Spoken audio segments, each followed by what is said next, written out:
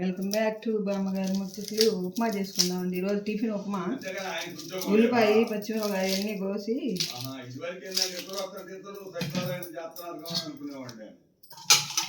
కడిగి శుభ్రంగా నీళ్ళల్లో కడిగి పెట్టామండి.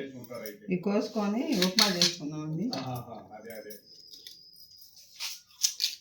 తొక్కు తీసేసి ఉప్మా చేసుకుందాం మొత్తం శుభ్రంగా. పొయ్యి ముట్టించుకొని ఉప్మా చేసుకున్నామండి. ఈరోజు టిఫిన్ ఉప్మా అన్నమాట. బాండి పెట్టుకొని నూనె వేసుకోవాలి.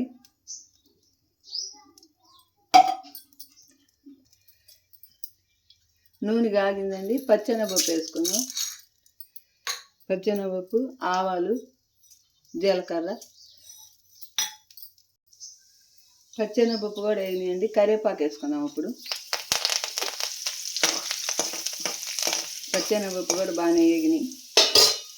ఉల్లిపాయ, టమాటా, పచ్చిమిరపకాయ వేసుకున్నాం.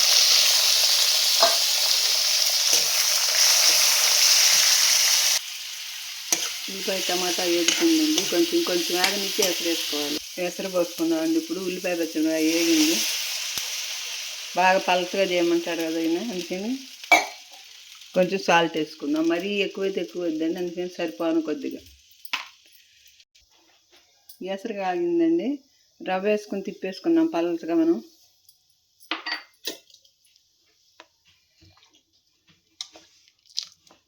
చాలా పలచగా కావాలంటారు కదా ఉప్మా. ఉండగట్టకుండా తిప్పుకోవాలండి. బాగా స్మూత్గా ఉండగట్టకుండా తిప్పుకోవాలన్నమాట ఉప్మా. అయిపోయిందండి. ఉప్మా చేయటం అయిపోయింది. ఈ వీడియో నచ్చితే లైక్ చేయండి, షేర్ చేయండి, సబ్స్క్రైబ్ చేసుకోండి. బాయ్.